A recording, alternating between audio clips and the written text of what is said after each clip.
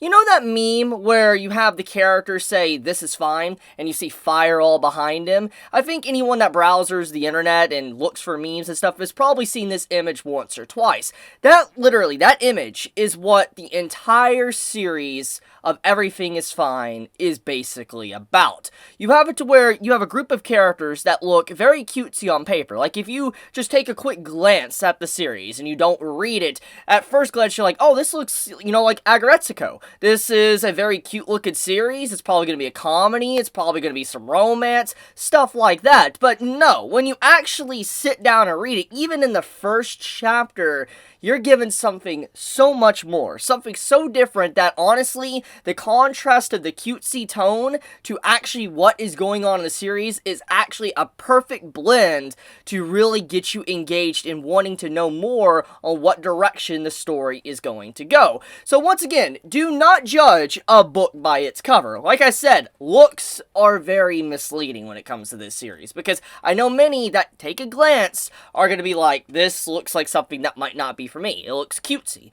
But that is not what it is. This is in fact a horror series. Like, it is literally straight up scary. It has some thriller to it, and it can get violent to a certain degree. So all I'm gonna say is that it's not for the faint of heart. But if you're wanting a very good read, then really take some time and sit down and read this series, because I'm gonna dive into some things that could be basically considered spoilers, and if you don't want to have those twists potentially ruined for you, like I said, I recommend you stop right now and actually go at least read it and come back, because I do not want to spoil some of the surprises. But with that out of the way, and the spoiler warning out of the way, let's actually get into the content of what I actually read. So, like I said, am now officially caught up. I've read all the current content right now up to the point of where there is Fast Pass, and I gotta say that, it was a journey, because, like, I constantly was questioning what is actually going on here, because when you read the first chapter, you're led to believe that there is something darker. You're led to believe that maybe the wife of the dude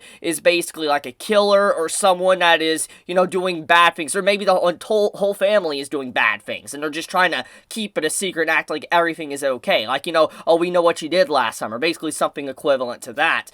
But, as the chapters keep piling up, you realize that that's actually indeed not the case. It's like the entire neighborhood is in on something and they're trying to keep it secret. You see them constantly having these very rigid and mechanical-like conversations that just don't feel right. Like, just everything about the way the people interact with each other in the neighborhood just feels like they're putting on airs. They're putting on this mask, literally trying to not kind of let anything slip of what's really going on behind the scenes. Because sometimes what the words they say don't really reflect the actions going on around them. Like, for instance, if we take a nosedive into actually chapter 1, you can see this perfectly, kind of shown. For instance, you have the wife say, "Oh, it's a beautiful day outside," and you see it literally raining. And then obviously it's implied something happened to, let's say, the dog, and, they're constantly acting like the dog is a-okay. And then you have stuff with, like, the breakfast and all that, and then how, like, the breakfast was burnt by the wife, and then, they try to kind of shrug it off like nothing even happened, and it's like, oh, it happened, so I thank you so much. And just everything about, like, the first chapter,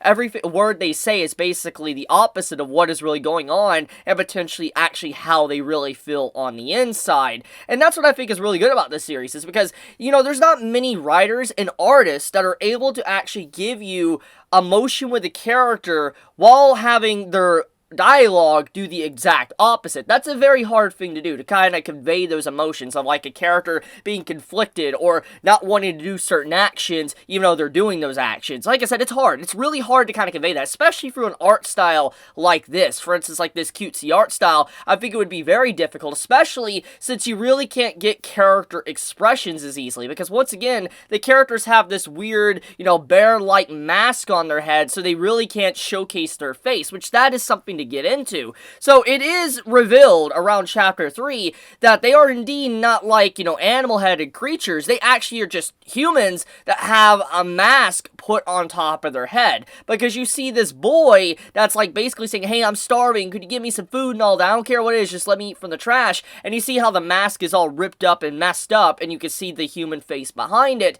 which basically shows that everybody is wearing a mask for whatever reason, and it's implied something's going on here. You don't really really know at this point, but obviously something really bad is happening, and you know for a fact that, you know, they're putting on airs at this point, and they're not able to say what they probably want to say.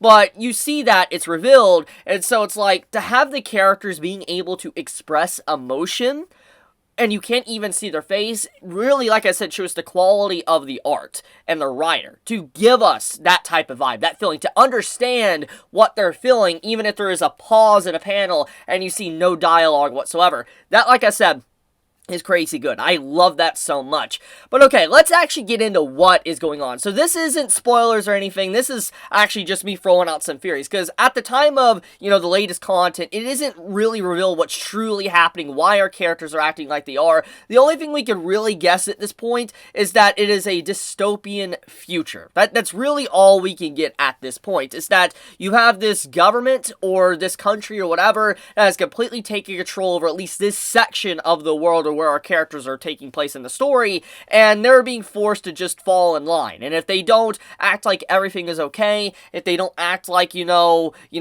basically the world is going peacefully and nice, then they will be confirmed to have red status. And at the current time of me reading, you know, we don't really know what red status is. The only thing we do know about it is that if you're confirmed red status, you have to vacate your home. You're basically homeless at that point, and nobody can really talk to you. You can't talk to anyone. You gotta just leave, and basically everybody can't even mention your name anymore. It's basically like you're just written off the map. Now, I don't think that maybe the person is necessarily killed. I just feel like something else is going on, because it would explain the boy in chapter 3 that, you know, nobody spoke to, but he managed to get scraps through the trash, which basically makes me wonder if that is what red status means. If you're confirmed red status, basically you're not even an entity anymore. Basically you're an individual that is not even looked at, and you don't really exist anymore. People are supposed to ignore you, or maybe that is something entirely different. I, however, do not know. The big point I'm trying to make is that everybody is putting on these airs, putting on these masks to be able to not get red status. So obviously, whatever red status means, they don't want it, because if they get it, basically their life is effectively over. So you can understand what's going on here. Is, like I said, it's a dystopian future where everybody is being controlled and everybody is being watched. There's cameras on the streets. You have it where their conversations are being monitored, and as the, you know, story starts to ramp up around chapter 10 plus, you start to realize that you have cops, when they basically are peeped on and they have like certain dialogue that's suspicious, cops will appear and try to see what's going on, and if you do something wrong, let's just say you're gone. Later on in the series, you don't even know if like the food they're having is actually real food, because you have, like, for instance, a whole coffee scene where the husband is giving coffee to his wife, and he's like, oh, you know, I guess this isn't really coffee, it's just caffeine, and she's like, I actually want some real beans, which implies that the stuff they're drinking, at the very least, at least coffee, isn't actually real. And FYI, if you're unaware, coffee is actually considered a luxury type drink, because the beans and stuff can only be grown in certain climates, and if you don't have certain climates that are able to support it, you actually cannot get coffee. And so this implies a few things, especially later on in the series, is that either A, that coffee no longer can be grown normally anymore in the world, which would kind of fit in line with the dystopian future, or B, maybe they just don't have the privilege or the luxury to be able to actually drink it, which also could fit with a dystopian future, because they're just so low on the totem pole, and that is why they fear for their lives, that their life could basically end at any moment if they're given red status. So I just wanted to imply that, basically, that something's going on, at least with the food situation, because it's even more implied in the first beginning chapters, like chapter 1, 2, and 3, when it comes to, like, the spaghetti scene. And this is where things get a little bit more disturbing, because you really don't know what the series is trying to imply, but it's definitely nothing necessarily innocent.